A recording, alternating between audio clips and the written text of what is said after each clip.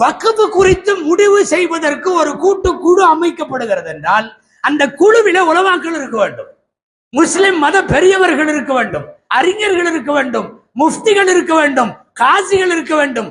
எவனுமே இல்லை, இது யாருமே இல்லை. இவங்கெல்லாம் யாரோ சில அரசியல்வாதிகள் உட்கார்ந்து பக்கம் பக்கமாய் அவன் எழுதி கொடுத்தது சட்டமாக்கி விடுகிறார்.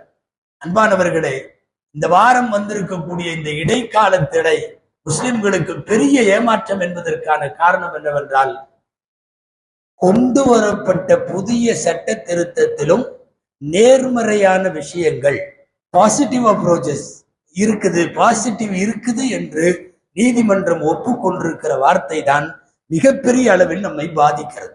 வருங்காலத்தில் தீர்ப்பு எப்படி இருக்கும் என்பதற்கா அந்த ஒரு வார்த்தை போதும். கொண்டு வரப்பட்ட நாடாளுமன்றத்தில் இயற்றப்பட்டிருக்கிற இந்த சட்டம் பாசிட்டிவ் உடையது என்று சொல்லுவதே தவறு.